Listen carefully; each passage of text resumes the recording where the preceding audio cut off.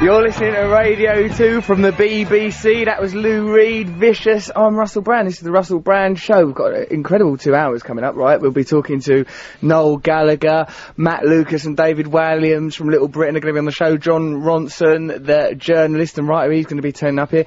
I am joined, of course, by Matt Morgan. He's in charge of the buttons to run this radio show. Are you all right, Matt? I'm very well. And, of course, Trevor Locke. He's doing a series of social experiments over the run of this radio show. Are you all right, Trevor? I'm very well. Good evening to you. Good evening to you, Trevor. Now, we used to be on BBC Six Music. We've been, I suppose, you know, let's call it promotion. We've been promoted to Radio 2. And I suppose with a brief to bring enlightenment and joy wherever we go. That's what we're charged with. So we thought, let's talk about, on this show, I thought we should talk about class, right, and times where your class, your social class has been embarrassing for you, times where you felt awkward and out of place. So that will be the theme of this show. If you can think of a time where you felt a bit awkward and out of place on account of your social class or lack of social class, perhaps you're a member of a caste system, perhaps you're from another galaxy altogether and you feel awkward on that account, just let us know about that stuff. Oh, right, yeah, you can call us on 0500 288 291, or you can text us on 88291, or, I mean, there must be other ways of communicating with us, but those are the primary means. I suppose you could just sort of dream thoughts at us and just hope that Email us, russell.brand@bbc.co.uk. Yes, you should the think internet. of emails before dream thoughts at us. I think these old dream thought telepathy system, Matt, have been underused in our culture, and that's perhaps what's made us also inhibited. So, right, I think, first of all, let's start this show with a little bit of the Smiths. Then we'll get into this talking about class and stuff like that. We'll get to know each other a bit better. But think about that, what's coming up over the show. Trevor's going to go out and do a social experiment. We're going to be talking about times we felt awkward on account of our class. Noel Gallagher, he'll be listening now in what he constantly refers to as his country pile with his lovely girlfriend Sarah McDonald, who still ain't realised what a dreadful situation she's got herself trapped into with that boorish loon gambling round his bleeding estate. And then who else have we got? Jon Ronson. I've been reading this Jon Ronson book of his, Out of the Ordinary. He talks about the quotidian, but finds extraordinary experiences within that. He's very good at all that kind of thing, and of course he's done all those TV documentaries about conspiracies and Tottenham Taliban and whatnot, so we're about to learn loads from him. It'll be educational. We've got to raise our game. Okay, we're broadcasting to the nation now. I'm talking to you particularly, Matt. I've got a whole new set of buttons to press. Have you? Matt's got a whole new set of buttons. Terrifying it is. Trevor's competition that we used to do on Six Music, that's been abolished now because the standard of it was not high enough. Gutted about that. I've only just found that out. I know, sorry. What a way to break it to me. We told on it to air. you in a cruel way. 10 minutes into the show. The way Phil Collins dispenses with wives. So I've read. That might not be true. We don't know that, but I did once read that he faxed his wife. Faxed his wife to inform her, like, that relationship's over now. That's what I I'd have once heard. appreciated a fax. A fax would have been nice. It would have been fax would have been a step up the ladder, wouldn't it, Trev? You wandered into dangerous territory there. What, by saying that about Phil Bit of Collins? hearsay. Yeah, about we Phil might not have Collins. done that. I like him. If this was to become a legislative situation, the brief would go, yeah, but he did then go, I like him. Oh, that's fine, yeah, let him off. I'm going to write another I Can Hear It Calling in the Air Tonight style ballad about Russell Brand and him drowning. All right, then, let's listen to Still Ill by the Smiths, shall we? Why wouldn't we? Why wouldn't we listen to the Smiths? Listen to these words, see what they mean to you inside yourself. Oh, and there's that football chant thing! The football chant thing we'll talk about. We're designing and writing new football chants to enliven the terraces around this great Don't nation. drag us into this. Alright, I'm doing it, it's my dream. Let's listen to Still Ill, the Smiths. We've got loads of things to talk about. This is Radio 2. That were the Smiths, Still Ill. You're listening to Russell Brand on Radio 2. Thank you for all these messages of support. John in Blackpool, that was nice of you. Larry in Derby, Jenny May in Ireland, thank you very much What, for... you're just going to say that? What? Not going to tell us what they said? Alright, John John in in Blackpool. Derby. John in Blackpool goes, good luck with the show. Please mention me, because I always listen to the old show. I thought Matt Morgan slowed you down. Be very surprised if you took him to Radio 2. Larry from Derby says, Trevor Locke surely won't have made the cut. So, this is what I spared you this, because I tried to protect you like a benevolent dictator, such as you might find in, I don't know, some South American country. Don't know much about stuff like that. Right, so those emails make me feel dead welcome. It's welcoming, isn't it? Made me sad. I made up those bits. I was just being silly. I was just being a real wag about things. Right, it was nice and welcoming.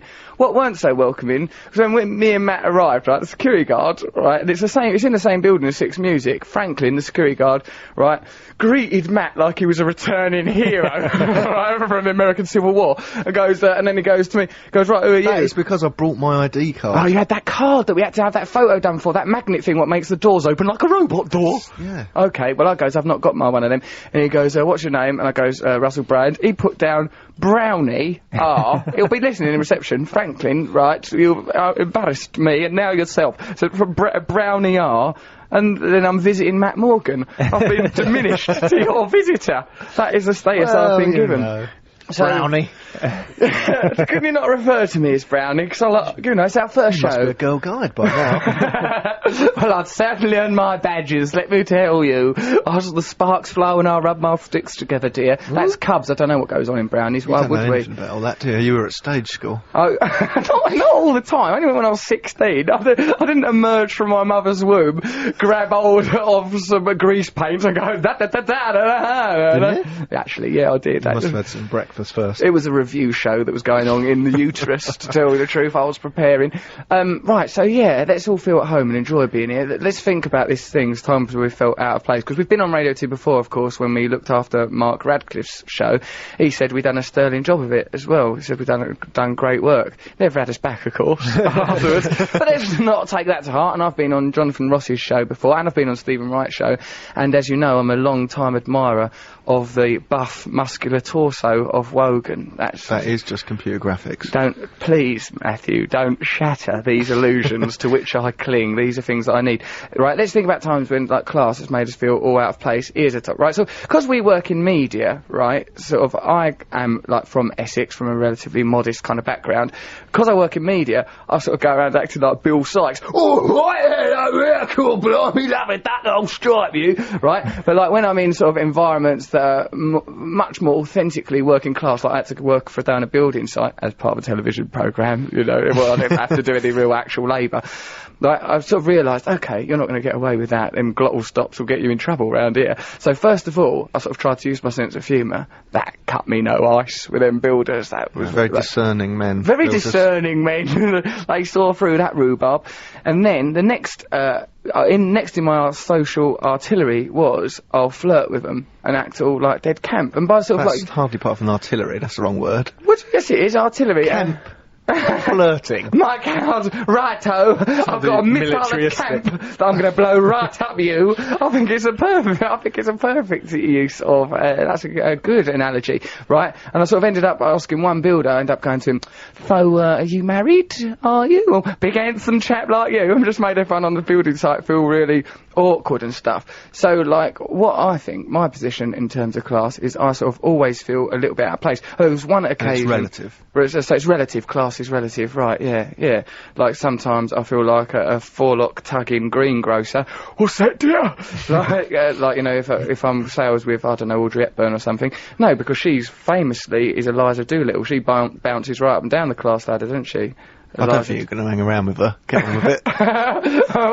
With Audrey Hepburn, I don't think I I'm need to. Audrey Hepburn. Hold on a second. Really, what I wanted to mention is there was one occasion where sort of I was with these, I was in this pub, right, and this is when I used to drink. I was down in Swanage, and there was these rowers. It was a team of rowers, and I was like talking to a woman in their company, and one of them said sort of like, yeah, why don't you clear off, right?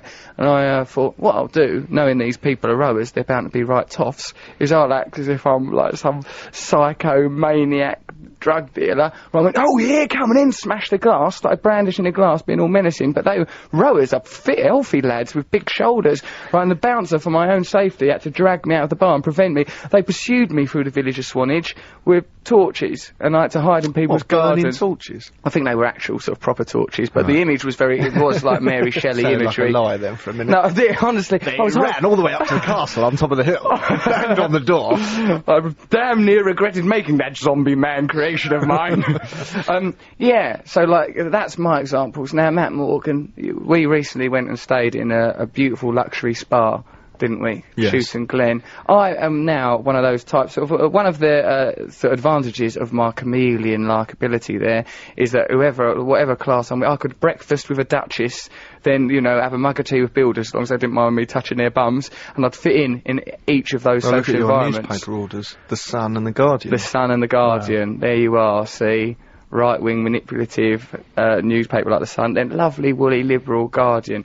Matt Morgan, though. I was more terrified about money at every second. What, at Chewton Glen, the expensive spa where we stayed, luxury, lovely spa. Lovely so place, yeah. Expensive, though. I just thought every time someone offers me some help or gives me something, then Yeah. It was like any papers in the morning, all my brain's thinking, oh God, that'll be £100. Yeah, you didn't understand even the simplest offers, though, did you? Right? Like, you know, where if you're at a hotel, like in the evening, a maid comes and goes, "Oh, it's time. Hello, sir. Would you like me to do turn down?" No, Like, no, where they- what happened was, I where was they- playing music in my room quite loud. This woman knocked on the door, and I was thinking, this must be a bit loud. This would be She about knocked on the door and she music. goes, would you like me to turn your room down? So I thought, close the curtains, fold over the duvet. He panicked. Oh, crap! Oh, I'm ever so sorry. I don't belong here, he said, shoving his dirty socks into his duffel bag. I'll leave right away. I was never supposed to be here anyway, no. Yeah, I felt pretty out of place there. Yeah, you did, and you seemed it as well. What about on that other occasion? What do you mean? Oh, you just seemed out of place. Me, though, I was like a right top. He walked They around in took- his pants in the corridor. You're allowed That's to how you walk should around. do it. That's the No, way. you shouldn't. People like stuff You've like seen that. They his thought pants. I was a lovable eccentric. Yeah, exactly. Right, then there's another bit where I had given him a shirt to wash, and they returned it to the room, and he was in my room, and they goes, here's some pressing for Mr. Brand. He thought that they said, here's a present for Mr. Brand. I was all jealous. Where's my present? Don't I get a present? All confused. When did you get so disorientated. at home in these places, anyway? I don't know where I've got this class from. I sort of went from being poor to an absolute snob in like the beat of a heart, in the flap of an hummingbird's wing. What about you then? What other events were there where you was all embarrassed there, Matthew? You didn't look right in that dressing gown that he was wandering around in either. No, I got into it. He in looked the like end. old man Steptoe scratching himself in the corridors of that Right, palatial what about hotel. when we hired mountain bikes and you were too scared to go up a curb? Was not. I just felt a sense of trepidation when I kept just looking through his list of notes he's made about Cheer and Glen. Oh, well, you were afraid to bump up a curb. I just felt it's a while since I'd ridden a bike, and like it's a bit, you know, it can be Fair a bit. enough. You could He buckle a wheel. embarrassed me at this Buckle a place. wheel. Hey, I put a sticker on it. You know, the Guardian gave away those little stickers of animals, right? I Yeah. put a picture of a monkey because his girlfriend came and I was just down the Don't have a corridor. girlfriend. I'm a single man. Don't attack my core market. Okay. So I stuck a sticker on his door of a monkey. Yeah. Just as a little joke. And Yeah. then, when I went out for a bike walk, because they hired bikes and you can get away from the calamity of it all, Yeah. and go off into the woods, I came back and there was this letter in my room. He had gone through the newspaper and created a Collage, a brilliant collage, such stuck as it a on my psycho door, might have done. and you can't even read it out, it's so rude. Right, some of the words are right. I alluded to the fact that there was a sex offender. It goes, staying in dangerous that sex room. criminal in this room, But I basically. used more specific words cut out from newspapers. Picture like of a The little Sun, monkey words on a like man's pedo. back. Picture of Ian Beale crying for some reason. I put that, and it was all newspaper clippings on his door, and it looked menacing. Because if you see those, because that's how ransom letters are constructed, aren't they? So And there's then a he faint goes, air of menace. Matt, you looked really out of place at that hotel. Yeah. Things like that happening to me. And look, they sent me a letter saying, Dear Mr Morgan, please find enclosed your newspaper cuttings. So with- someone had found that and thought he's put that on his door himself, As a cry put it for in an help. envelope and Help placed me. it under his door. Oh, I was worried. I thought, oh no, I hope it's there long enough for him to see it. I hope he gets to see this brilliant jape. You put an orangutan on my door, I'll put this make you look like a sex criminal collage on your door. One of yours to the hospital, one of yours to the morgue. You know, it was that mentality. But it turns out a member of the hotel staff found it, put it in an envelope and put in this I'd done it, accompanying some letter. sort of advert. That's brilliant. We have removed it from your doors. We need to take into consideration our other guests. I'm sure you'll understand our position. Yeah, he just sat there all Embarrassing. confused. I'd like to know what they thought, because that means there's people still at Chewton Glen that think that Matt Morgan put up a notice on his own hotel room door advertising himself as a sex Right, that's done. I'll go for a bike ride. Now no one's in any doubt of my status here at Chewton Glen. Right, so talk to us about times when you felt embarrassed about your situation, when you felt out of place and that, and then we'll talk to you on the radio. It'd be nice, wouldn't it? Be relaxing. So you can call us on 0500 288 291, or you can text 88291, or there's that email thing, this mysterious interweb, what you can involve yourself with. Let's listen to some music though. There's Blondie then. So we're on Radio 2. This is Russell Brand on Radio 2. Trevor Locke, help Russell us Brand. illustrate this theme of feeling out of place in different situations that we'd like to get listeners to contribute on. When's the time when you feel out of place on account of your, I don't know, I can't All my imagine. life, probably. Are you middle class or working What class? is the thing? My name is Trevor, and my... Well, we picked that up. You're called Trevor. That's pretty much all we need to know. But that's your passport. You're an not obvious- Salvador Dali. You can't just walk in a restaurant and say, "Good evening, I'm Trevor," and expect to be fed mussels and oysters all evening. Maybe for that's where naught. I've been going wrong. No, when I was little, my first school, people thought Trevor was a very posh name, so I was... Really? Yeah, I was teased for being Trevor? posh. Exactly.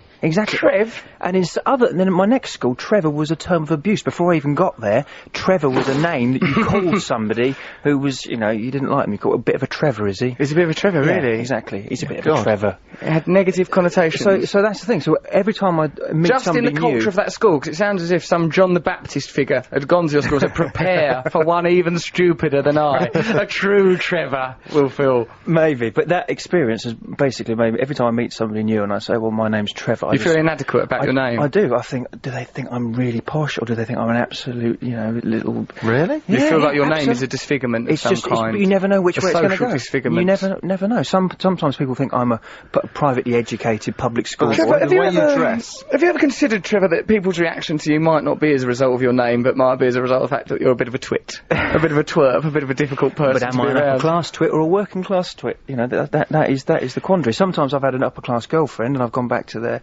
house and met their friends and Well, that family. astonishes me already, that anyone would let you back into a home environment where Well, there's a likelihood of you meeting their parents. Now, I've got good mum manners, I think. I'm pretty good at meeting people's mums, regardless of what social background they're from. I think, hello, I'm sort of very skilled at meeting a mother. We've mentioned before, Liam Gallagher has no mum mode. Liam Gallagher, when I introduced him to my mother, spoke to her in the exact same manner. All right, Babs, how's it going? I spoke to her in a swaggering, insouciant fashion that we associate with him. That's Liam Gallagher's charm. Because who once said, it's not whether you're good to people or bad, but that you treat all people the same. I think it was Henry Higgins, so it'd be George Bernard Shaw, in Pygmalion Stroke My Fair Lady. It don't matter whether you're good to people or bad to people, but that you treat all people the same. Although, it's that bit out of order. Stupid. Don't call George Bernard Shaw stupid, he was a very wise I said fellow. that's a bit stupid. Oh, well, not just he's that a bit one stupid. aspect of him Yeah. was a bit stupid. Yeah, because surely it is out of order to go around sort of like kicking over bins. you- Well, it depends what mode of behaviour you choose to treat everybody the same way. As if Yeah, you, but he if you says it choose- doesn't matter, Trevor. That's George Bernard Shaw's point. It don't matter if you're good to people or bad to people, just that you treat everyone the same. So if you went up to everyone, elbowed him in the stomach, and went, "Good to see you, missus," then drooged off down the road, he reckons that's alright, as long as you would do it to the Queen Mum, and to, say, for example, Paul Merton, former Arsenal forward. Maybe that is right. Because when Queen Victoria met that working class bloke and had an apple, she would have cut the apple up with a knife and fork. He just picked it up off the plate and bit into What it. is this story? Trevor, you're saying that as if it's some shared cultural memory. It is a when shared Queen cultural- Victoria met that working class bloke and would have cut up an apple with a knife and fork. Have you ever heard mention of this before, Matt? Never. Right, Trevor, you better start from the beginning and pretend that you're with people that are normal, not the people that grew up in Bugbrook, where you're from, where you've got no awareness of Star Wars and E.T., but apparently you know all about this apple getting chopped up by Queen Victoria. Apparently, during her reign, some working class man, a leader of a group, the Peasants' Revolt, I don't know, a miner or What a something. peasants' revolt in Victorian England. And it would have been a result if They it were a was. bloody result. Well done. Nice one. You've reversed time. You've brought Wat Tyler into the Victorian era. We're all very surprised by that. Go So on. he gets an audience with the Queen, goes to Buckingham Palace or wherever she was living, and there is an apple, and she would have eaten it with a knife and fork. That's how they eat an apple. The gentry and royalty Exactly. ate Yes, yeah. apples But with he knives saw and the forks. apple and he did the right thing. He picked it up and munched into it, and everyone there is sort of sniggering bit and going, forward, If isn't I it? was him, I'd think, I've gone to the palace, all I've got is an apple. I'd say leave the fruit alone. You're lucky enough to be in the palace. Don't start touching Her That was his Majesty's dinner. apples. Was that the first course? I don't Did they know. want him to have the apple, Trev? Was it in a clearly laid Did this place? happen? Saying It was for a the test. peasant. Listen, let me finish. And then we can pull it apart after I finished it. So the idea is... Was that how it's going to work, is it, Trev? Is that the way you roll? You're not Tony Montana laying down the law to your lackeys. It's falling apart as you say it. Look, there's the apple. He picks it up, bites into it. All Right. the courtiers are sort of sniggering. going, Sniggering courtiers. You've done the impression of the sniggering You've done courtiers. it, you've done it wrong. We've seen that impression. She then picks up the apple and bites into it. We all knew that Jaws that was gonna drop happen ages all ago. around the palace. We all knew that was the is end of that the way story, to didn't we? behave, and then she cuts through class. She doesn't. She just looks She treats him oafish. how... She doesn't look I've lost oafish. respect for that woman. I always thought of Queen Victoria as a bastion of all that was great in England. Victorian England, when it was truly noble to be an Englishman, when we were still an all-conquering, glorious nation. If that is a good thing, maybe that's a terrible, terrible thing that we've done in the past. What did you want her to do then? Pick up her knife and fork and go, this is how you do it, I'd like sunshine. to put it down, like on 2 apples, put them down her bra, and say, I've got a lovely bunch of coconuts, and then sort of mime doing a raspberry trip. That would have pleased me no end. I think we've got someone on the line to tell us about embarrassing... Yeah, look, this person person's been to Buckingham Palace. Trish Bain from Weybridge. Let's not give too much information in case she gets captured.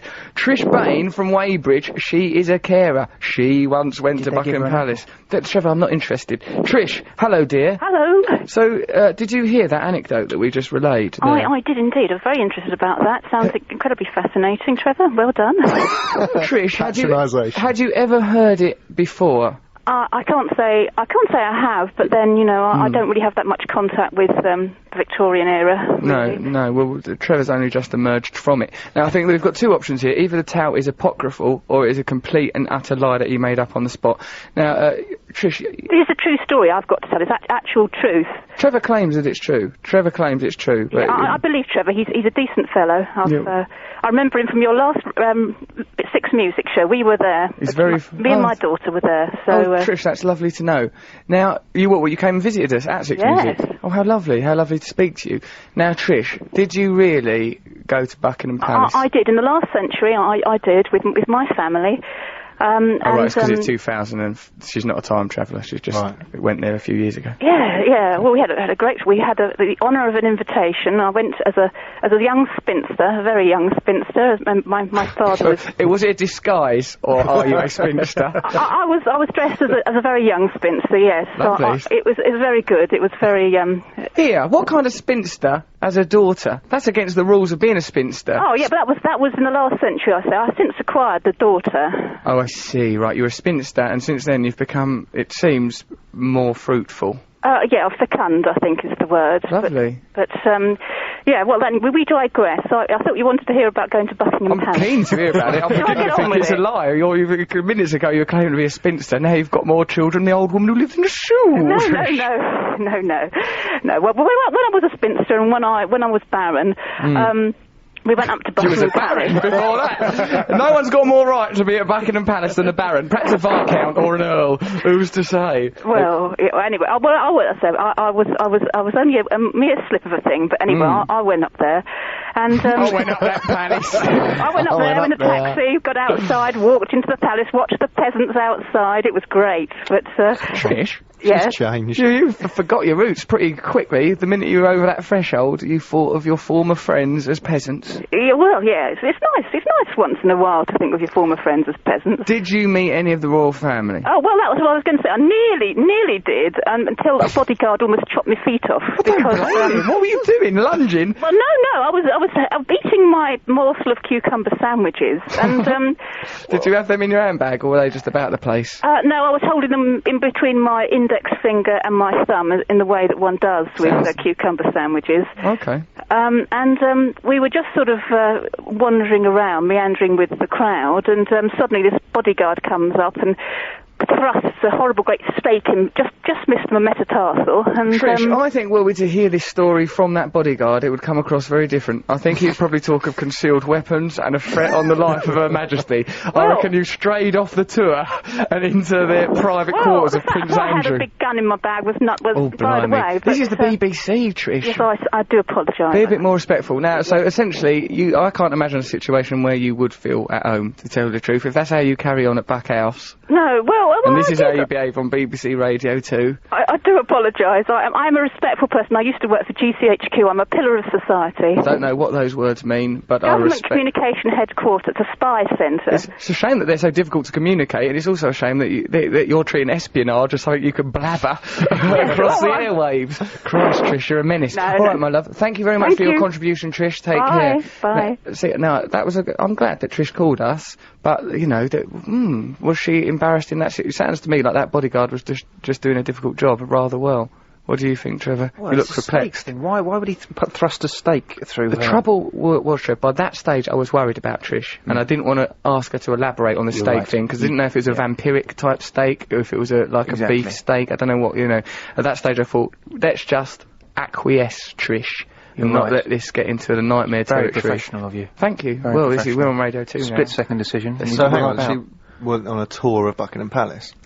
She went on a tour of So you Buckingham wouldn't Palace. feel out and- of place class-wise on a tour of Buckingham. No, right, of course not. That Right. can, any old mug can wander around the gardens, can't You they? could walk around it in a shell suit. Not like- Whereas if you'd broken in, Or that Trevor's apple scoffing chimney sweep from earlier. Okay, so yeah, tell us about your situations where you felt embarrassed to feel. I felt a bit embarrassed when I used the incorrect past tense for the verb to feel just then. Email russell.brand@bbc.co.uk or call 0500 288 291.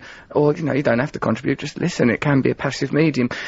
Guess what? Let's talk to Matt and Dave out of Little Britain in a minute. But first, why not listen to Morrissey? I know we've already had the Smiths, but, you know, you're allowed.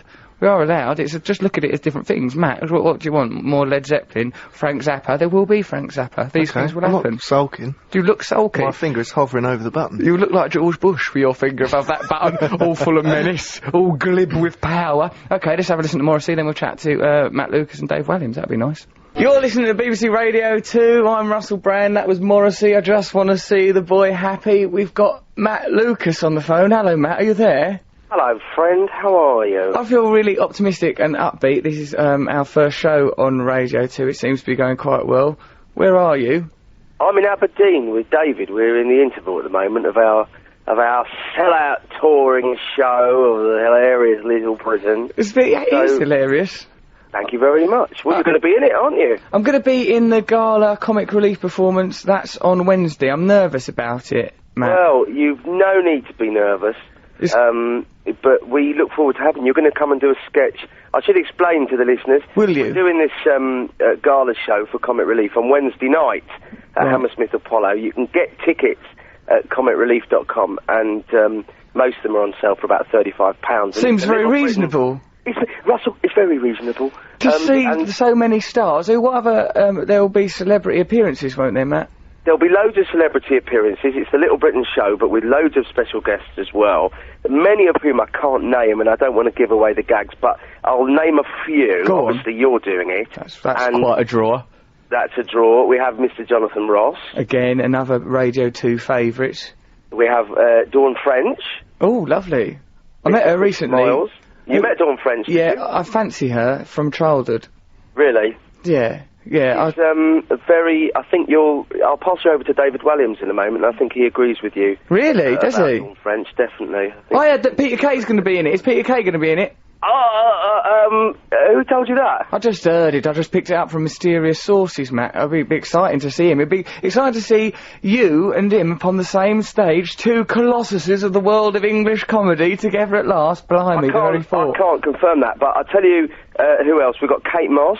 Blimey, the Have you excitement met of it all. her? Have you met her in real life? I met her very briefly. She's a lovely, lovely person. Lovely person, and loads of people, and I don't want to give too many other ones away, but it's going to be a great night, and it's all for Comic Relief, and there's a few tickets left at £35, so anybody should go to comicrelief.com and pick some tickets up. And you're going Right. to come and do a sketch, I think, with Emily and Florence, the lady. I'm very excited about this sketch. That is the sketch that I'm going to do. I'd particularly like it if people listening to this now buy tickets, because then I'd feel like I've got a core of support that are there actually to see me, which will be unusual in that environment. Yeah, so please do come and see Will you that. be in Thank drag? you very much. And so how are you enjoying life on Radio 2, Russell? I like it very much. We've only just started. It's quite tentative. Matt and I said that we sort of feel like a stepdad. It's a new family position. You know, like if you're a stepdad coming into a family, you've got to be, oh, hello, you know, I'm not trying to replace your dad. I just want to be friendly. I just want you to like me. You know, so being like that at the moment, before eventually, of course, we start to misuse our position of power, start to be a bit offhand, drink Kestrel in the corner room, other strong alcohols are available. No, I don't think so. I think you're taking to it very well. I think it's only a matter of time before you're hosting Pick of the Pops. Do you think so? Do you think that's a Or possibility? children's one. That's Pick of the Pops, isn't it? Where you ring in and you say, oh, can you play the Runaway Train? I on think- my grandfather's clock. I would like to think that I'll become a bastion, much like Wogan himself, and will one day be portrayed as having a muscular upper body, like Terry. And a corset. Listen, not? let me pass you over to David Williams. Okay, I know thanks, Matt. He really wants to talk to you. Let's have a and word with I him. will see you on Wednesday night at the Comic Relief Gala. I look forward to seeing you then, Matt. It will be... what a gala it promises to be. Do come along, listeners. Do I'll pass come. you over to David Williams. Thank Here you, go. thank you. God bless. So God bless, Matt. David? David, hello. This is me, Russell, your friend. One from me. All I need from you is constant devotion and affection. How are you? I'm giving you. I'm very well. I'm standing here in my pants. Oh, really? Change from one costume to another. But you've actually seen me naked, and I've seen you naked. We've seen each other naked, David. I don't know if this anecdote is fit for Radio 2. The way that we came to be, nude, proud, we stood there naked. It were like women in love, wrestling we were, like the H. Lawrence heroes. Getting changed because we were both in the same yoga class. Yes, sorry, I know there was no wrestling there. Wrestling even now of my conscience for having told such a filthy untruth. I've recently been watching you doing that swim, you know, like in research for various projects I'm doing with you, and I must say it brought a tear to my eye to see you. People cried at the end. A lot of the researchers who work for our company were very moved by it, David. Well, we were watching it the other day because we were at the National Television Awards. They showed the clip at the end where I'm trying to get out. Right. Yeah. And, I was just heckling myself, going, "Come on, you fat bastard, get out! That's Stop nice. putting it on." Yeah. When I saw the reaction of some of the women in the office, I began to understand your motivation of having done the swim in the first place. Purely for that reason, you think? Essentially, to manipulate soft-hearted, naive women. You're very hard. I think I'm a good and decent man. I don't pretend to swim channels for famine relief. You're kind of irredeemable. I think I can be. You're already going to hell. There's nothing that you could do now. Even if you just became Mother Teresa for the rest of your life, your life it's still been a terrible waste, and you've caused nothing but evil and suffering in the world. This is my first show on Radio 2. I'm a good man. Anyway, Jesus and God and everyone get much more pleasure from redeeming someone like Saul, who became St. Paul, than someone like you, who's always just been on the outskirts of evil, casually dipping their toe in to raise money. Alive, he'd be coming to visit you. I think you two would become very close. For your salvation. I think the pair of you would have become lovers. Now, I fancy that you're probably due back on stage. Where are you, Aberdeen? Aberdeen, yeah. Thank you for joining us, David. It's a great pleasure. Will you look after me when I do this gala with you on Wednesday? I don't want you taking advantage of me in that sketch. I would like you to treat me were I a young, naive lover. Okay. Fantastic. And you will be very, very funny, I know. Good, I'm very much looking forward to it. Well, thank you very much for taking the time to join us. Right, it's a pleasure. Well, we will see you then, and yes, it would be lovely if people came along, because it's a great cause. And it is a good cause. It would be a really fun night out, and a total one-off. Perhaps you can use this cause to meet and subduce women, David, as you've exploited many other causes before. You've got me all wrong. Well, you know. All right, David. Thank you very much. Give a kiss to Matt. Thank you very much for joining us, both of you, on this our inaugural Radio 2 show. I love you and all. Right, ta-ta. Thanks for talking to us. Okay, bye. Love you. Bye. Bye. See you then. There they were, Matt Lucas and David Walliams, two of the finest comedy actors this country's ever seen. Matt, did you enjoy that phone call? I just want to know if you're going to be in drag or not. I'm not going to be in drag. I heard you ask that question tentatively. Am I going to be in drag? I was trying to concentrate on them. This is our first show. We can't nose it up. I ain't going to be in drag. I'm going to be playing the part of a plumber in a sketch where Matt and David are them two. I'm a lady. I've seen that sketch, and that plumber doesn't just wear plumber's clothes. No, he doesn't, does he? But let's not give away the ending of that sketch, because, people will be excited and thrilled to see it. So, yeah, you can go and buy tickets for that if you want to, because it'd be nice if people come to see me, because then I won't feel like I'm swamped in Little Britain fans and that. You'll come, will you, Matt? When is it? Next Wednesday. Very busy. No, come on, come! Don't be so selfish. All right, should we listen to Jackie Wilson, Matt, and think about our lives? I think it's going to lift us higher and higher. I can't see how we could get any higher, but, let's try. If anyone can take us higher, it's Jackie Wilson, and here he is, by jingo. That was Jackie Wilson. You're listening to Russell Brand on Radio 2. That transcends all boundaries, though, doesn't it? Doesn't that just lift you up? Oh, I feel really... Trevor, you look confused and perplexed. I was just trying to work out if it does actually transcend all boundaries. All boundaries are transcended by that, Trev. You name a boundary, that'll transcend it. Go on, I dare you, name a boundary. Don't think too hard about the one between England and Wales. That's transcended. That is easily transcended by that track, Jackie Wilson. Jackie, sort of a bit Welsh. Wilson, hello. That's an English name, if ever there were one. Right, guess what? We've got exciting things coming up. We've got Noel Gallagher still to chat to in a bit. John Ronson will be here. He will lift us higher and higher, I imagine, culturally, while still maintaining the kind of humility, because he's educated, humble, sort of a bright man. I've been reading a lot of his stuff lately, not only in preparation for this, but I always read his column on account of the fact that I like it. Now, Trevor, due to this class theme that we're exploring, we're talking about people being embarrassed in embarrassing situations as a result of their class, right? Well, look, here's some emails. Listen to this, by Jove. Paul Stanley from Stafford goes, years ago, I tried to impress my girlfriend by taking her to a really posh restaurant. I really cringed when, after ordering a pint of lager, the waiter brought it to the table in 2 half-pint glasses.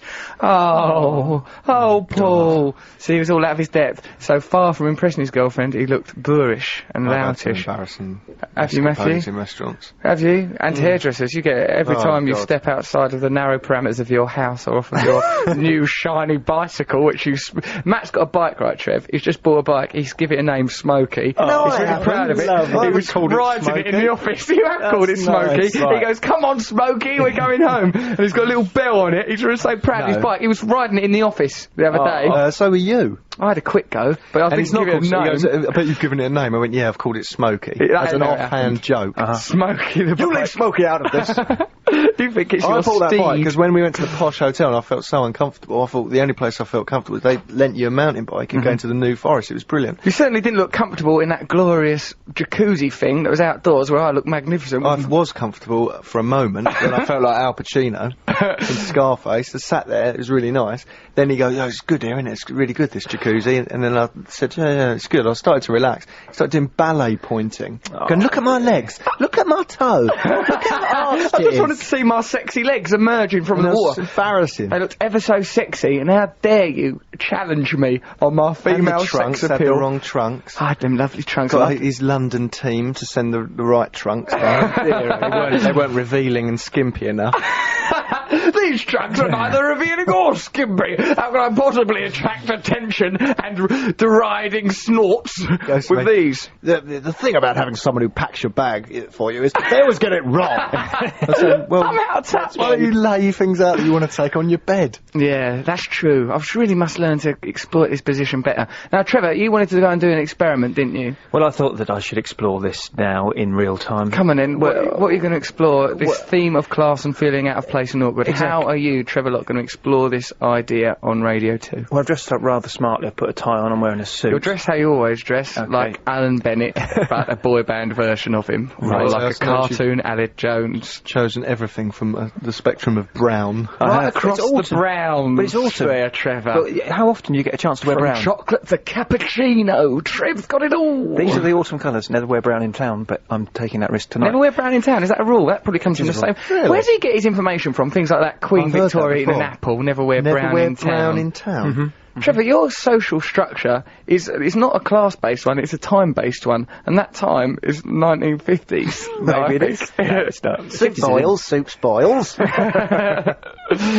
Go on then, you So I look allotment quite respectable. trending I look twerp. like I'm from the 1950s. I look a little bit sort of posh and upper class, perhaps. Lovely looking exactly. valet you are. Exactly. So I shall go out there and Into the streets of London from where we're broadcasting. and I'll sit on Oxford Street and ask, have one of those notices playing saying that I'm beg. You're going to go and beg on the streets dressed as you are, see how well you do at begging, even though you're dressed all posh. From the wrong clearly not class. homeless. Even though Exactly. begging's illegal. What will that happen? It's not begging's- illegal. Right, It's give back illegal. any money you beg, you better give back, because I've got to give it back. I don't know, Trev, we'll work that out Trevor, have later. you engineered the situation to make 75p? Trev, I you think can I probably might get a make more cab than that. home. If you're trying to raise your bus fare by this contrived experiment, it's ridiculous. So we're going to write on your sign. Just going to write, homeless and hungry, please spare some change. You do something. Don't let him do that. Homeless and hungry is rubbish. Always got roads. Good evening, I'm a right proper Burlington Bertie, though I'm more than unusually hard up. Here, spare us a few shillings, wouldn't ya? Something like that. So can't write with that. a bit more panache. That won't fit on the page. Matt, you write something Right, out. it's terribly embarrassing, but I'm short of a penny or two. Yeah, write that out then. Please Get help. out into the streets embarrassing, I'm of sure, London Penny, so- and do your Write that, experiment. but write it so people can read it. Yes, Trevor, write it in a illegible fashion. I'll Is it do that. legible? I always mix up that word. Right, okay, so while Trevor's doing that item, this is the time for us to launch something dead important. Now, it has long been a dream of mine to, start a football chant. Not only, I'd like to start a pre-existing chant. I'm glad you said that. I thought we were going to go on about the cult again. Alright, there It's is long enough been a dream of mine. to establish a cult where I would have absolute power and my every whim would be immediately succumbed to. That is a dream that we'll I read bring up about once this in we're the paper established. today. Yeah, I wrote in my Guardian column, right, that there's not enough football songs in Premiership grounds. This is something that is, I think it's probably because since, everyone's got to sit down and stuff like that, it's more difficult to strike up a It's song. been worried worrying me to death. Matthew's, he's not a big football fan now, Matt, but you are a music fan, so you'll enjoy this item, right? What I would like to do is dream up a new football chant based on a song, right? Now, I've done some tentative work. I'm a West Ham fan. I go to Upton Park. Now, I've started some work on a little chant based on Billy Joel's Uptown Girl. It would be along the lines of Upton Park, we're the Hammers, we're from Upton Park. Now, that would be the basis of a Billy Joel sourced chant. Sounds like you're one of the desperate people on X Factor. Hello, Simon. I've come here today to sing you a song. Is that how I'm coming across? Because I think that this could work. I think that... So, but, like, if you can help me with that chant... I've had some emails here. Look, this one's saying, Russell, your idea is ridiculous. Stop. You will never infiltrate the true fans. No, like, here we go. Look at this chant one. This is from... Jez G. If you are looking for a song camper than Uptown Girl for the Hammers fans to chant, what about I Am West Ham, Hear Me Roar, and Numbers Too Big to Ignore, liking that I Am Woman, Hear Me Roar song? Jez G, a Leeds fan, is in no position. Look at Trev's putting on his pink scarf in preparation to go out and beg. You going to wear that pink scarf, are you, while you're out begging? Why not? I think a scarf is a denotion of the posh class, isn't it? It's pink, that's a posh colour. Yeah, that's a beautiful signifier, sir. You We'll look like never you've been see him dressed by again. Umberto Eco. Okay, so that football Take your chant thing- sign. I will take my sign. He's got his sign. Don't worry about that, Con, because the news is going to be on in a minute. Right, go on, the go news on, is go on, on. and you're faffing around now. Come on. Right, so send us football chants based on songs. That's essentially it. We'll tell you more about this scheme. But- And later on the phone, we've got Pete Boyle. He writes all Man United's chants. He's And the so poet laureate but of your the terraces. Upton Park song isn't complete. Upton Park. It's not complete, so I need help with that. Yeah, that's very important, Matt. Thank you for raising that. If you can help with Upton Park, where the Hammers we're from Upton Park, then I did toy with the line, we're just a bunch of these thin boys. I'll get killed That for sounds that. like a musical. It does, doesn't it? So I thought instead, There's someone not like dancing on a those, car. not like those, I don't know, I tried to think of a derisory two-syllable term, not like those dudders from White Hart Lane. That could work. Isn't there always swearing in football? There can be swearing. We'll get around it for this broadcast. Okay, so send us your suggestions. If there is swearing, we'll get around it. And later we'll talk to Pete Boyle when we come out of the news. Also, John Ronson's here. Noel Gallagher. Blimey, it's packed. It's an embarrassment of riches. Trevor Locke's going out on the streets. We'll talk to him later. luck, Trevor. During his begging experiment. Trevor, we'll ring you up when you're on the street begging. Don't let us down because it's an important social gotta do this experiment. This properly. is. I'll do my best. Not since Milgram and Stanford has mankind been exposed to such cruel, cold examination. Now get out there and learn, Trevor. Take a hat. Take care, Trev. Take your sign. Good lad. Right, so why don't we now have a little bit of a show that on Six Music we always used to call the news... When we were on Six Music, we used to always try and get the newscaster to say a word. Now, I wonder if that's allowed on Radio 2. What would be a nice word? Shenanigans. Shenanigans. Try and get this... We don't know... Oh, we met the lady that does the news. She seemed lovely. Andrea, try and get the word shenanigans into the news. Not in a, obviously if there's been a tragic, awful story, you know, we don't mean to be disrespectful, but if there's a light-hearted one at the end, or something fell out of a tree, or, you know, like that kind of story, it'd be nice to get the word shenanigan in, just as a start. So, let's have a bit of the old news, then John Ronson, Noel Gallagher, all sorts. So you're listening to 88 to 91 FM, this is Radio 2 from the BBC. There's Paul Simon with Call Me Al, you're listening to Russell Brand on Radio 2 at the BBC. Good song, isn't it, Call Me Al there by Paul Simon? I liked it. Do you like it, Matt? Yeah, I like it. Is that why you just now went, good song this, all nodding his head and went, I want this played at my funeral? All serious and self-indulgent. serious. Planning his own funeral. Look, I'll have to probably arrange that event, and let me tell you, it'll be a humble affair. Oh, you're always saying, oh, I've done it before you. Your body will be kicked into a pauper's grave. See you later, son. Nice knowing you. There'll be no time I'll for have playing me records. pride. I wouldn't have pretended to be posh at a stupid spa. I fit in right like a glove, all nice I was in that spa with my lady legs and the jacuzzi. So we're talking about football chants now.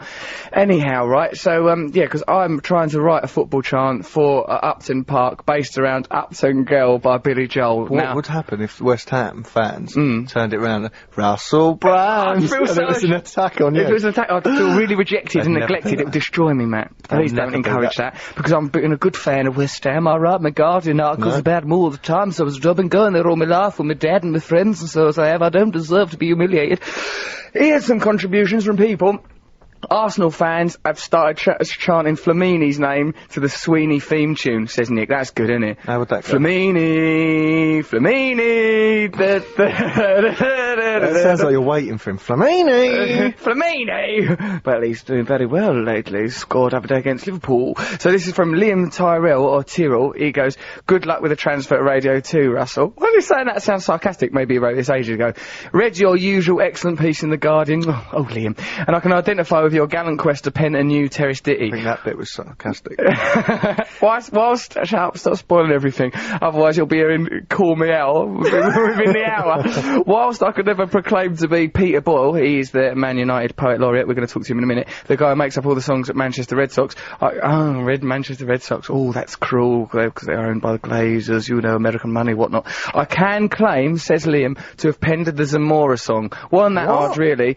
I nicked it from the popular Vieira song from the Gunners, because Arsenal used to sing for Patrick Vieira, they used to sing to the tune of Volare. Vieira, oh, Vieira, those guys. He came from Senegal, was the rhyme.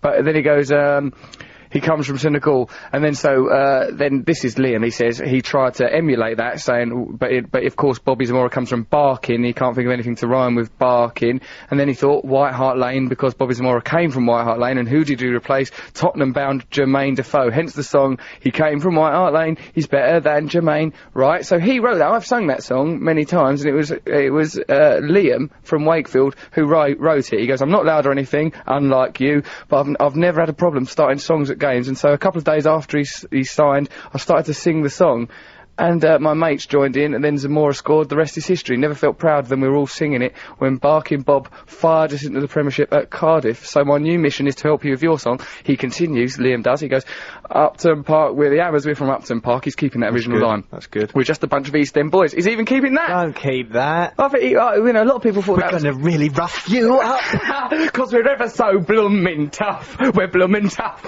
We're just about filling the bowling ground with passion and... Right, hold on a minute, how's this work? What you say, Clara and Blue? Passion and noise, pretty bubbles through the sorrow and joys. That's quite good. That's quite good, Liam. That's pretty good. Now, so let's talk to, I think Pete Boyle's here. Pete, you are the Poet Laureate of the Terraces, are you not? That's quite a flattering description. Others most say that, although I'm the most prominent one at Manchester United and I'm well known for it, I'm not the only person. I've encouraged lots of people over the years, and other people do write songs, but I probably write more than anyone else, so I get a lot more of recognition. Do you feel jealous, Pete? Say someone came with a really, really good one that really took on, would you feel a bit jealous, like Salieri was of Mozart in the film Amadeus? No, not at all. I mean, I actually encourage people, but I mean, the sad thing is you get dreadful song sense, you know. I mean, I think the worst thing was when Oasis were at the peak about 10 years ago, when that was a terrible time for all of us. Terrible time for music, for English culture. We're going to talk to Noel Gallagher in a minute. We can talk to him about how. So go on, what was you going to say about when Oasis were at their peak? It's supposed to go city load of songs. Because Noel wrote, Greatest Respect, not quite simple, quite easy lyrics. He's a genius. Clever songs, easy lyrics. Yeah. And a lot of people just think I can do this cat Matt hat, and he used to send me songs rhyming David Beckham with Peckham and Deckham and all that, so I had to kindly return down a lot of people's advances. But I admire your stance with Uptown Girl. If you can get the old RTF boys singing the Billy Joel song, I'll it's a bit of a sight, CD through the post. But I admire your originality, because Russell, if you watch England, if you watch Stoke, Sheffield Wednesday, Barnet, Reading, Charlton, Bolton, Aston Villa, you'll hear them all going, Portsmouth. Original. If Portsmouth fans could sing one original song, they'd be probably out to the best fans in the league. But all they sing is the same old monotone stuff that every other team in the league Would you ever consider taking a commission on and doing a song for Portsmouth fans, or indeed working on my Billy Joel number? No, I would help you with some lyrics for maybe, but I could never do it. It'd be sacrilege. And West Ham fans hate it. I mean, there was a thing where there was a competition a couple of years ago. Oh, yeah. And they asked me would I write a song. So I said, do you want me to send a song that's been sung on the terraces, or just a clever song so I can do both? Right. And he said, one that's been sung on the terraces. So I sent him my When Johnny Goes Marching Down the Wing to the old... Well, I did it to English Civil War by the Clash because it's cool. Right. You probably know it. Everyone else knows it as The Animals Marching 2 by 2. Da-da-da-da. And I did that song which 60,000 people sung at Old Trafford. Wow. And you know what the winning entry was? Go on. It was a Barry Manilow song wrote by a Birmingham City fan for an Aston Villa player. Oh, now, you tell me if that song's ever been sung by Aston Villa fans. They never sing Barry Manilow's songs. Well, would West Ham fans sing a song that was penned by a Tottenham fan and it was publicly known? No. No, they wouldn't, but they, you know, sort of a lot of songs, as you say, get transferred. A lot of unoriginal material does get transferred from ground to ground. I think the key is that too many... I mean, you had a couple of years ago where you had Liverpool, Newcastle, Bolton all singing that tune to Hey Baby, DJ Otzi, and it's so cringeworthy to hear so many teams on telly singing that song. Yeah. At United, we've sang Gigs Will Tear You Apart to Joy Division. That's pretty good. Fields in Spiral Carpets. I've got one to David Bowie's Starman for Vanda. Starman jumped into the sky. That's pretty good. Pulled another save off. No, it wasn't going wide, etc., etc. How do you get people to learn that en masse? Well, not everyone takes off. For every, like, say, I probably wrote about 200 or 300 proper songs, and you know, not all things, but I go in the pub and I bring my CDs out with some songs, sometimes give song sheets out. So you have to take it quite seriously. You do need to there needs to be handouts, because I'm thinking, because I've got to launch this, as you say, this Upton Park, amongst, you know, gnarled West Ham fans. A little tip for you to do it as a football terrace. Yeah. You've got to keep it short of that. You can't, people can email in now loads of really clever lyrics. But it won't catch on. But they're great if you're going to record it in studio. But to get it in the song, you've got to keep it as short as possible. Because, you know, someone could bring a brilliant line about something to do with, you know, Bobby Moore and Billy Bonds and all that. But and it might sound great when you're reading it out. Yeah. But to try and get it going as a terrorist song, you got to stick to the Uptown Girl and maybe just stick to maybe the chorus, that's all. Because I was thinking that Uptown Girl's got that, whoa, that sounds lovely, I thought, en masse. They'll never do that. Do you think they won't do the harmonies? What you have to do is get everyone to dress up like in the them sort of like, you know, jumpsuits like Billy Joel has that in the original video in Westlife. Yeah, Ross, go down there with a big suitcase full of jumpsuits. Right, boys, I've got a big idea. Arms dressed like that and give out song sheets, and I'm sure it'll take off. I'll go in the boat. I'll dress up as the Uptown Girl. I'll put on the little white frock, go, righto, boys, we're going to have a bit of a sing-along. What are you throwing that for? That hurts. Well, actually, my mate Mark from Manchester, he volunteered to dress up as David Bowie, Ziggy Stardust era, in a jumpsuit, but he said only if Russell sends him some makeup. So can you arrange that? We can sort that out. Pete, we're going to keep you in touch with how this campaign goes, but, you know, with God as my witness, we shall get Upton Park singing I'll send you that CD and £10 for some more makeup if you do, Russell. Thanks a lot. No problem. Nice one. Good luck with your baby, mate. Thanks, mate. Cheers. So now, take care. Right, so that's good. Right, now what can we do now, Matt, other than listen to Uptown Girl? And then, like, if you are listening, think of, like, alternative lyrics for us to, you know, to make my dream come true. The first few lines and then the chorus. That's right. It doesn't need to become complicated. And then you need to get your leaflets done. Get your cosses. Get the cosses for the boys, and then then we're off. Okay, so right, we're going to listen to Uptown Girl, obviously. Then we've got Jon Ronson here to talk to. We're talking to him about his book, Out of the Ordinary, that's available now. And then we'll talk to Noel Gallagher, who'll be listening to this, and he'll be furious about that, won't he? Won't he? He'll be, he'll be peeved. He'll be well vexed. What was it? Cat Matt Hat. Well, he's not going to like that. He's never rhymed Matt with that. Of course he hasn't. Shine, fine. He's done a couple of times, but never Cat Matt. Well, let's talk to Noel. We'll talk to Noel Gallagher in a little bit, but before that we've got Jon Ronson, and before that, Billy Joel. Just imagine the alternatives. There it is. There's Uptown Girl, or Upton Park, as it's soon to become known. We're here with Jon Ronson on Radio 2. Hello, John. Hello, Russell. How are you? Oh, ever so well today. Hello. Did you hear the last link we were doing? I was talking to your girlfriend.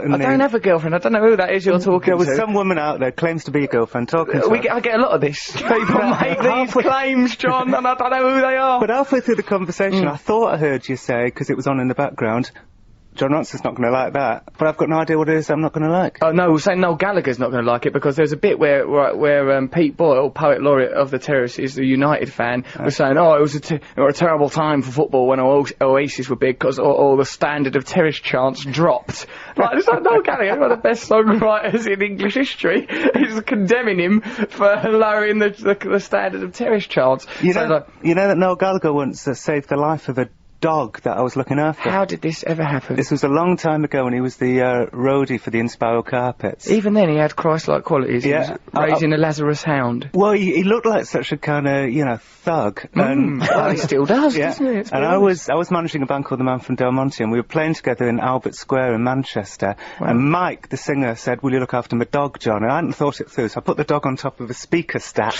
and then wandered off. Well, I was like 19 years old. Why did you put this dog will be best off on the speaker stack? I'd never had to look after a dog before. I mean, I realise that this story doesn't make me look good. But even then, just common sense, I wasn't an experienced canine handler, so I immediately put it on top of a turret. What sort of a dog?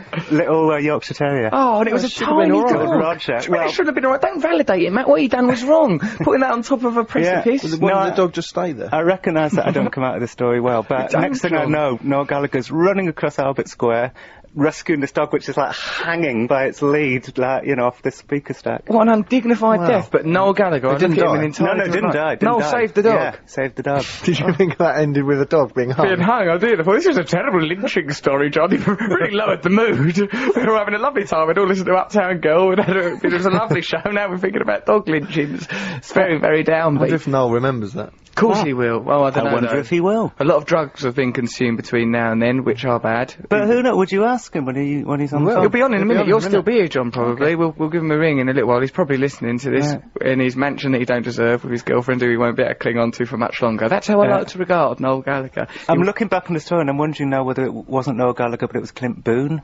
We'll soon find out. We can carry out this investigation. It were Clint Boone, Noel Gallagher, Ian Brown, who's to say? So, John, you'll promote this book of yours then, Out of the Ordinary. I've been reading it. I always read your column in The Guardian. I've just told you this. I really like it. I like the way that sort of you're dead authentic and honest about sort of embarrassment and like, it's called Out of the Ordinary, and it are quotidian tales, but you find extraordinary things and extraordinary embarrassments within them. I like that. Like in there, there's one here, Matt. You'll like this. He took his lad off to meet Father Christmas, and it just became an embarrassing administrative nightmare. Well, I crept up behind him dressed as Santa, and I said, Father Christmas. His son. Not Father Christmas, like I'm a doppelganger, I'm a harbinger of your own demise. That would be freakish. No, my son, when he was 4, and he said, you know, he was thrilled, you know, I said, ho, ho, ho. He said, will you stay with me forever, Santa? Did he know it was you? Yeah, he knew it was me, but he was like so thrilled to have his own Santa. He said, will you stay with me forever, Santa? He knew it was you? Yeah. But that's very manipulative of him. Yeah. Can I come with it? Yeah, so I said, yes, I will. I said, I'll stay with you forever and ever and ever. So then it's 3 hours later, and you know, I'm getting hives underneath the beard, and I'm sort of trying to, you know, get the costume off and feeling very claustrophobic. And my son's going, you know, no, Santa, don't go, don't leave me, don't make the other man come back. I couldn't bear that chap. Yeah, so that was one of them. So yeah. I like tales like that, and I like the way. No, it's a book about. It's like about. I used to sort of go off around the world and you know, make films and write about sort of crazy people, sort of paranoid people living on the fringes of society. Then I sort of realised that in my own way I was just as crazy and paranoid, and we all are. And these little moments where you get into terrible fights at Starbucks, or you do some really bad bit of other coffee shops are available. Yep, and so on. So I've written a book about that, about these like little, you know, horrible little moments that happen to us, and I like to think I've made them funny. You have. I like the comparison between, right, sort of the extraordinary insanity of, like, sort of conspiracy theorists, and but the way in our own lives we make those kind of mad decisions, the way we set, like, within our own domestic dramas, we establish impossible boundaries and ridiculous parameters. Well, you certainly do. Ow, when have I ever done anything odd or peculiar? I've been a good and noble man ever since I've been here on this planet. I'm trying my hardest. Well, I think we've met similar conspiracy or, like, sort of, like, unusual of subcultural groups like did you spend some time with the Jesus Christians? Oh yeah, you not met the Jesus Christians. Have you met them ones that took out donate kidneys? Oh, they're horrible. I was a bit scared by that, Matt. There's this group of people, they donate kidneys, they have to give their spare kidney to a stranger. Their spare kidney? I don't like to think of it as a spare kidney, it's just my kidney. I think that's with Trevor's challenge next week. Next week Trevor's challenge is, give away some of your organs. No, they're not nice. It sounds nice, right, to give your spare kidney to a stranger, but there's a sort of meanness. But they enforce it?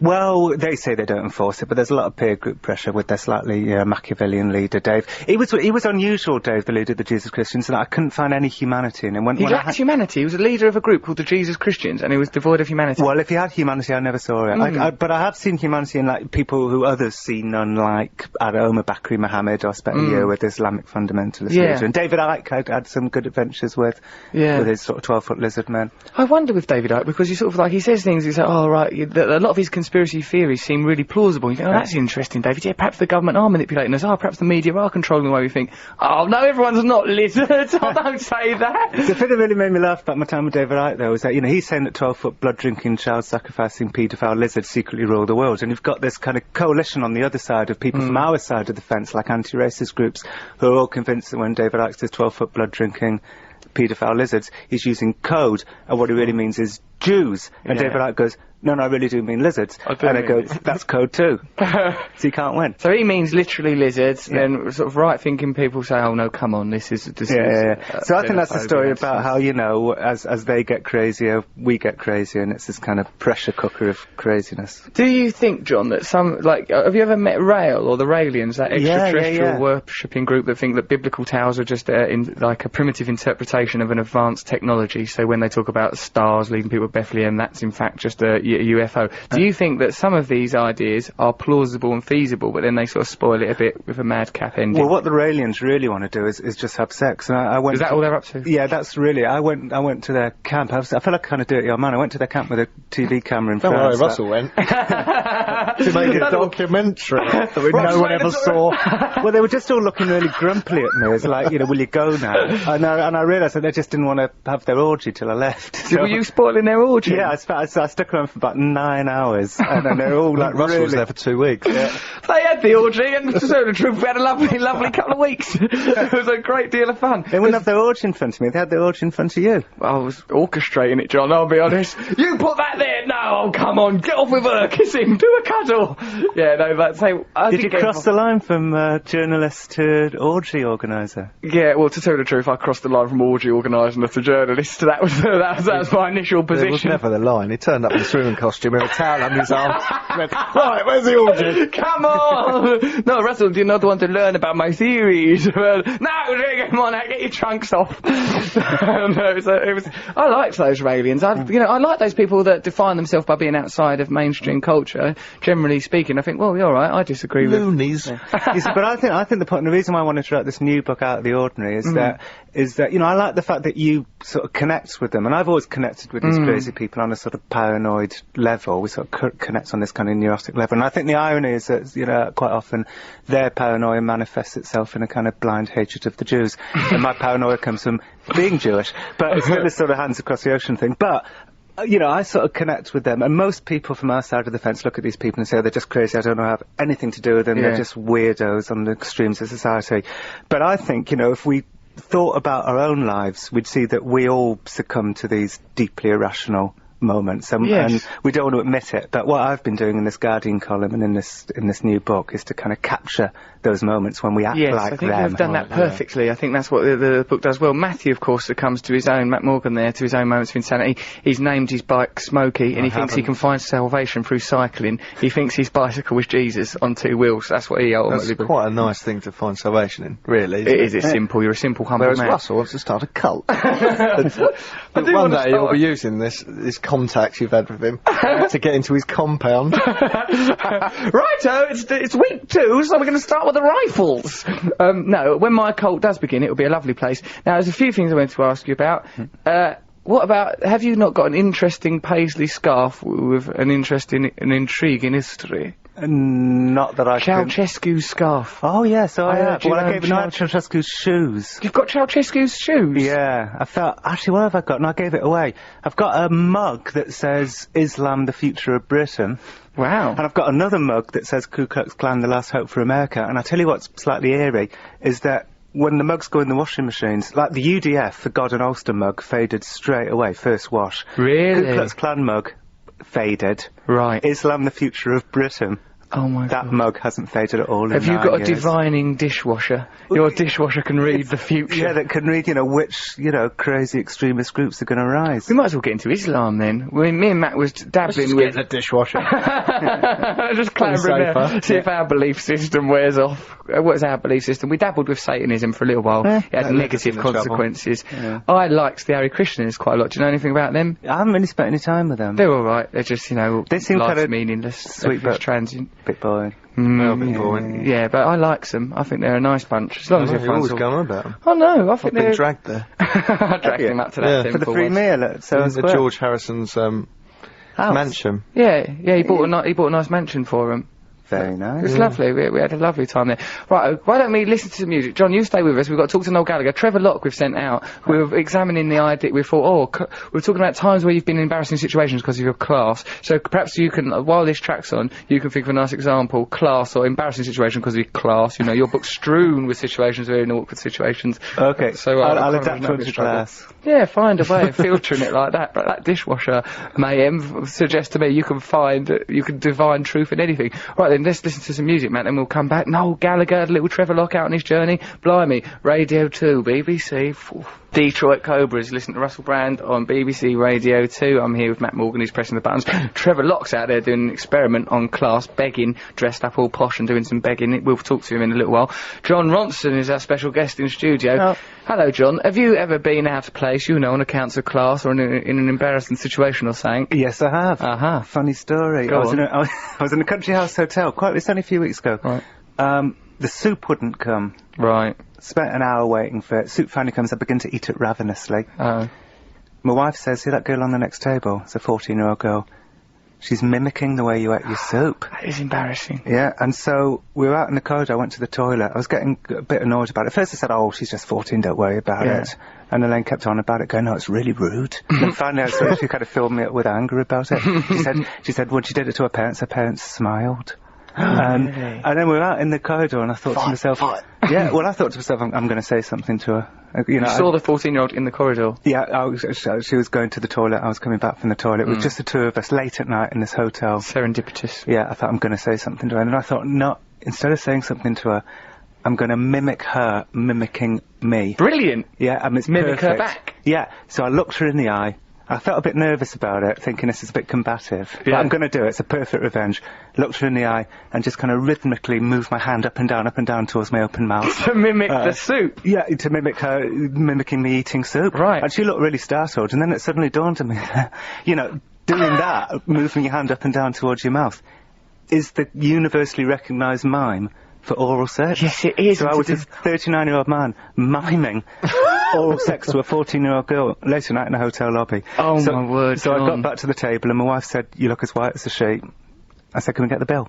Yeah, I think it's best you get out of there. Yeah, so we did. I had to, what I immediately thought was, I'm going to tell Elaine everything that happened, because if it ever gets to court, which it won't, if it ever does, it'll look really Have to good. convince us, John. It'll look good that I immediately went back to the Told table your wife. and told my wife in a funny way. Right, yeah, a humorous story. Yeah. But it's that Chinese whispering of mimes. Initially, it was John Ronson eating soup badly, then a girl mimicked that, then before you know it, John Ronson's risking 10 years imprisonment. Trevor Locke is on the line. Trevor is doing a social experiment for us. Trevor, are you alright out there begging on the streets of London?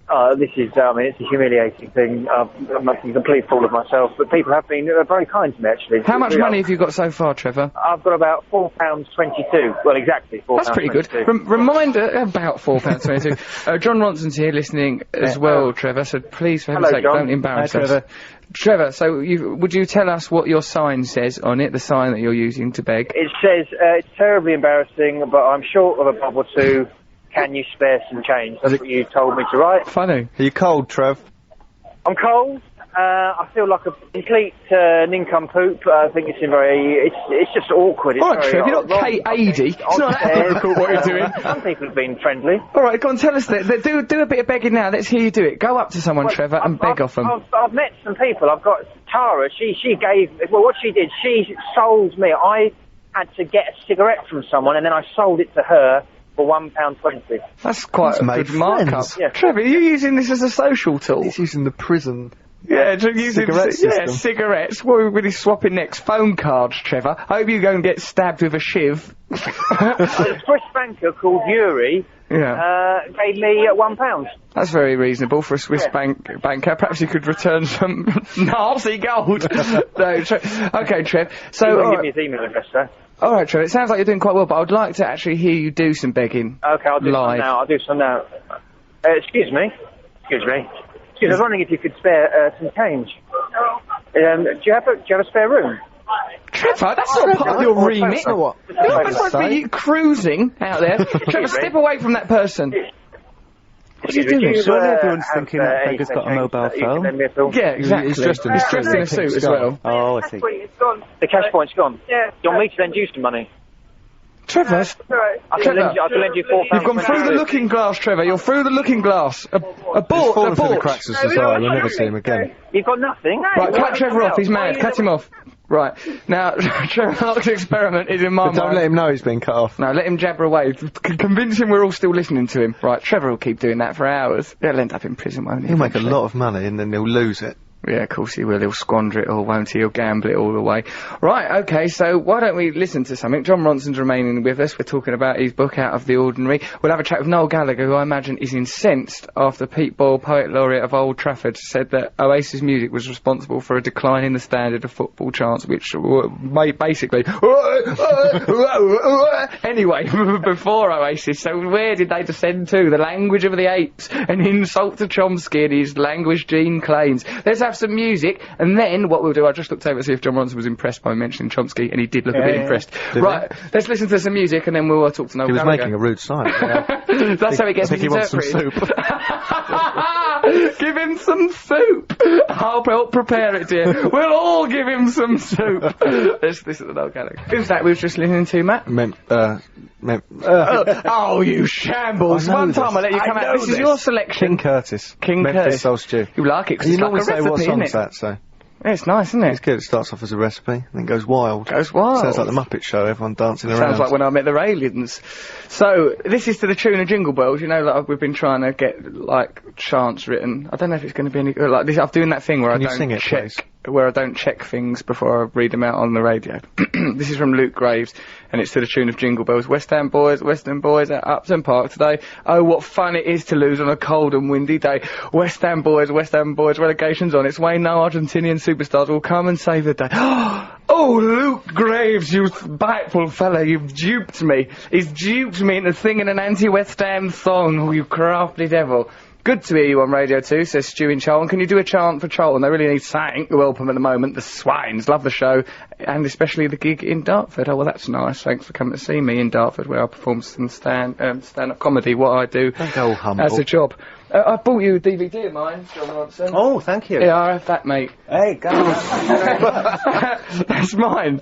What? What's wrong with that, giving him my DVD? It's like the worst Christmas ever. Got you my own DVD. Yeah, have that, mate. It's nice to give him that. I thought you'd like it. No, I'll be watching that. Yeah, do have a look at it. Let me know what you think of it. I heard you were very good on the Amnesty. You and Sarah Silverman were the two very good people in the Albert Hall that night. Yeah. What did you say that was so funny? Oh, loads of things. I do an analysis of, like, tabloid articles and the letters page out of the Sun, and did stuff sort of like the hysteria that surrounds certain kind of journalism. I think you'd like it. That stuff's much more solipsistic, navel-gazing, self-obsessed to me, but it's really good. I like that too. Yeah, oh good, yeah, because your journalism is, your column in The Guardian is of that ilk. Yeah, see if you like that. Yeah. That's my DVD, that is. I made it out of my brain. And when's it in the shops? Thank you, Matt. Well, you can get that in the shops from Monday if you want it. Matt's in it as well, on the extras. Really good extras. Yeah. Not in a massage parlour way. Well, you know, there's good self-absorbed and there's bad self-absorbed, right? What, e.g.? Well, I don't want to name the bad self-absorbed people. Right. But I think, you know, the self-absorbed in a kind of this weird and embarrassing or funny thing that happened to me might resonate with the listeners or readers. Yeah. And then there's I'm just really interested in myself. Of course, because you think my self-obsession, like we're all human, so ultimately it may turn out to be universal. Yeah. I try to remember that in my introspection. Sure you do. I do. Have a look at that. Isn't Noel Gallagher here? Right, this moment can be put off for not a second longer. We've been talking about him all show. He's been mentioned a lot. Let's find out if he's been listening. Ladies and gentlemen, I'll give you Noel Gallagher. Hello, Noel. Good evening. How are you? Are you alright? I'm very well, and you? Yeah, ever so well, mate. Have you been listening to our inaugural show on Radio 2? Yeah, I've just turned it on about maybe 3/4 of an hour ago. But don't sound so laissez-faire. We're trying our hardest. What bits did you hear? It's a lot less boisterous, is it, than it is on a Sunday morning? Is it? Less boisterous, you say? You've turned into Whispering Russell Brand. Because you're on Radio 2 now. Yeah, let's get used to things a little bit first, Noel. Let's understand the lie of the land a little bit, and then we can change the system from within. Yeah, it's like you're all doing it by candlelight. Actually, yeah, listening to the radio on a Saturday night is like being in the war. I'm listening to my candlelight talking absolute nonsense. You're listening on the wireless, are you? Yeah, I tell you what, if you can't afford no stockings, just draw a line up the back of your legs. They'll do just as well. You'll be a sex bomb in no time. You're a genius. Thank you very much. I've been waiting a long while. Huh? Did Cooper come up with that idea? Cooper, my mobile telephone. See, that's an idea that's not made the transition. Right, let me tell Radio 2 listeners. If I try to send a text message from my phone, and I'm sure everyone thinks this, if I try and send a text message, right, and then the text message goes, message sending failed, I think that my mobile phone is like a good robot, like Kit the car in Knight Rider, trying to help me. And I think, don't send that message. Yes, you're right. I shan't send that message. It could have negative consequences. And Matt goes, you think it's a little robot called Cooper. Cooper! Brilliant! Yes, I shan't send anything. You are the only person who thinks like that. I'm not. We haven't found anyone else that thinks that, John have we? would be interested. No, but the reason that it's funny, Matt, is because people can relate to it. Yeah. Well, what's yours called, Noel? What's your phone called? Mine? Yeah. Ishmael.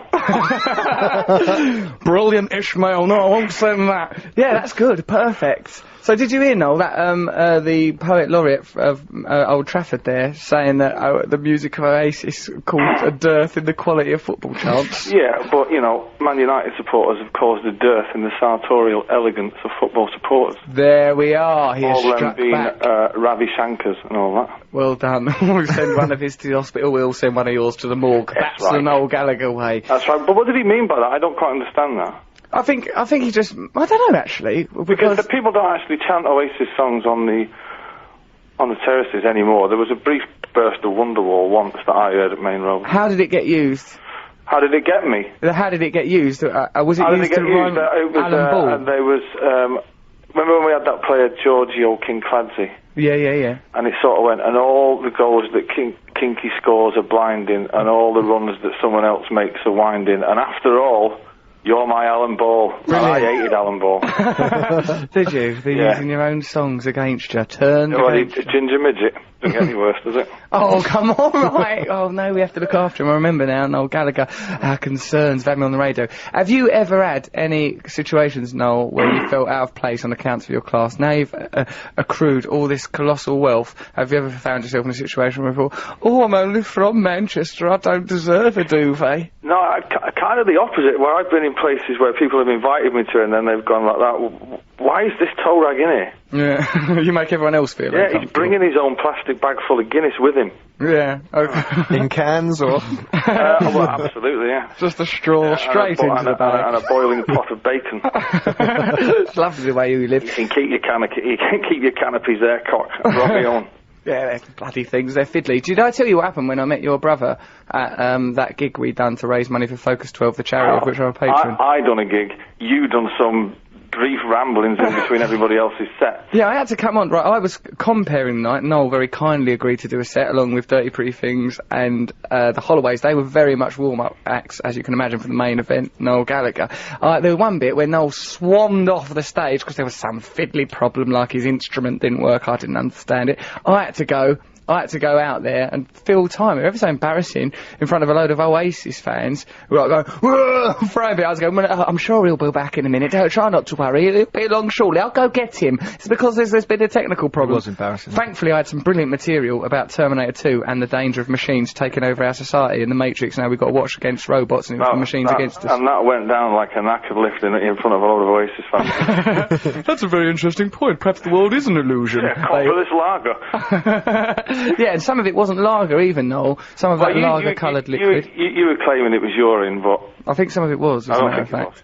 Well, I don't know. Think it was. I think it was just very, very weak lager beer. I'd like to hope that you're correct. But is that, you know John Ronson who's there? Yeah, John Ronson. Going on about David Icke. I went to see David Icke at Brixton Academy once. Did you? Did you? I went to one of his 8-hour seminars, and a few of us, we've read his books, and we were all on the Persians. And we decided we were going to go and see him.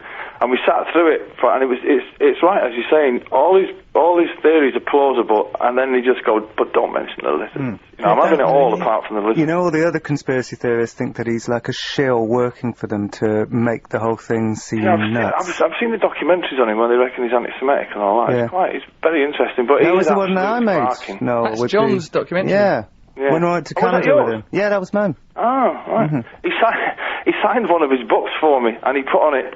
And he put on the inside, he put on it, keep up the good music. Love, David Icke. Oh, that's really sweet. Not like fight the lizards, you know.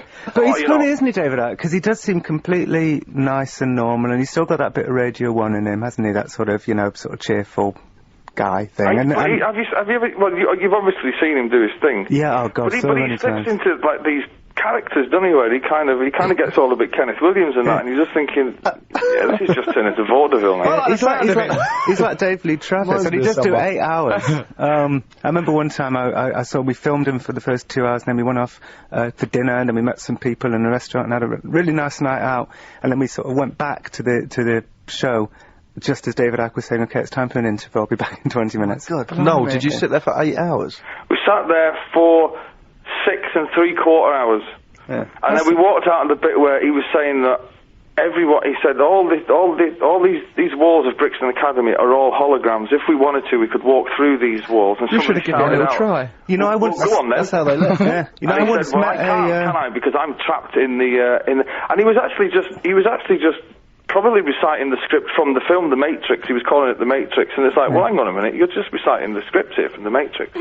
Sounds alright, I'd like to see You know, it's a list of people who are lizards as well. It's a really weird list. Yeah, Chris Christopherson. Yeah. Ted Heath is a big one, apparently. Teddy. The Queen Mother was the ruler. The Queen Mother, absolutely. Hillary Clinton, but not Bill Clinton. Yeah, well... Why would a non-lizard ever marry a lizard in that way? That I don't know. The marriage would be flawed. But also, then why did he even bother trying to do Chris Christopherson's lizard genealogy in the first place? What gave him a clue that Chris Christopherson and Butts I've got my suspicions about Chris Christopherson. He's not in a position of power, is he? He's not going to do any real damage. Yeah. No, but that's just... Obviously, he's got a personal vendetta against Chris Christopherson. Because, I mean, who is Chris Christopherson anyway? Some old country and western geezer, a big... The new goalkeeper of Coventry, I think he's probably a lizard. There's a lot of lizards. It's interesting about the walking through walls, you know. I recently interviewed the head of military intelligence, US military intelligence, and he thought he could walk through his wall. Oh, I read that book. Yeah. The Men That Stare at Goats. Men That Stare at Goats. He thought... Oh, yeah, I've read that book, The Men That Stare at Goats. Oh, that's glad to hear that. See, I was reading John's books. But, you know, his logic, General Stubblebine, his logic was that the atom is made up mostly of space, and the wall is made up mostly of atoms, so all you have to do is merge the spaces.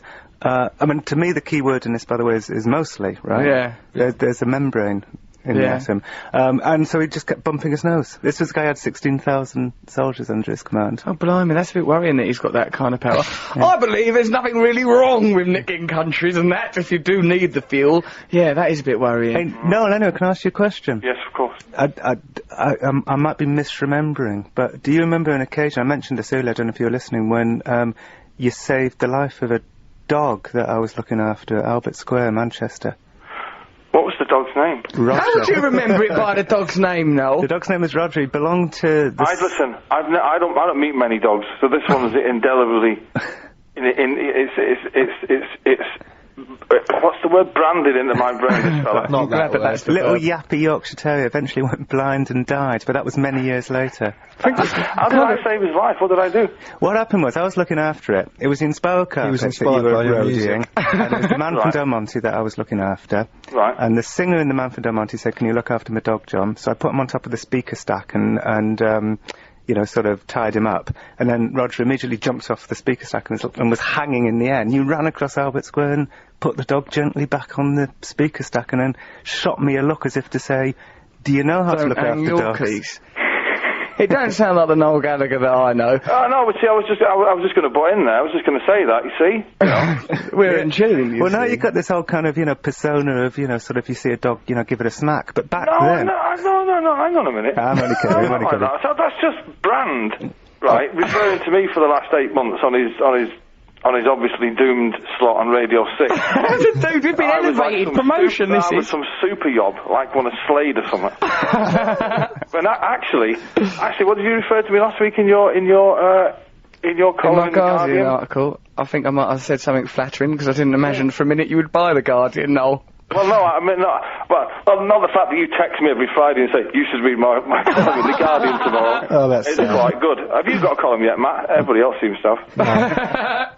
Have you got one? No. I once had a bit of Russell's column, but it was taken away from me. Well, apparently, by the sounds of things in that studio, the Guardian will give a column to any old Tom Dick and Harry. You'll never get a column. It'll be a cold day in hell when you're accepted in the Fleet Street. Stop it. Don't go into being a boastful, dizzy millionaire Willy Wonka of Fleet Street character. Right, okay, so listen, we've got to wrap up this radio show quite soon. What do you mean dizzy? Some part dizzy, part giddy. It's nice sort of bit of lingo. Right, so listen, let's thank everybody that's contributed to this radio show. John Ronson, you've been wonderful. Trevor Locke is not back from doing that experiment. We can only assume that he's been killed doing an experiment where he was just trying to work out whether he was amorphous and could cross class boundaries from being a sort of middle-class fella to being a beggar. He'll end up in Stringfellows with that money. Yeah, of course he will. He's got £4.22. He'll be dropping coppers into girls' knickers, which ain't a great change from the way he lives his life usually, the poor sausage. Right, so thanks Trevor Locke, he was wonderful. I wish he was back here. Matt, you've been wonderful on our first show. What other guests we had? Pete Boyle was brilliant. Matt and Dave out of Little Britain, they were brilliant. So thanks very much for listening to our radio programme. We'll be back next week. What theme should we discuss? John, Noel, help us to think of a theme for next week, because we've got, like, then people can contribute. John? Do something topical. Topical, something topical. Right, okay, watch the papers next week. We'll do something right topical. Look at the topics that are dominating the news, and that will be what we'll be discussing on next week's show for Noel Gallagher. Let's discuss how many lizards would have been at Tom Cruise's wedding.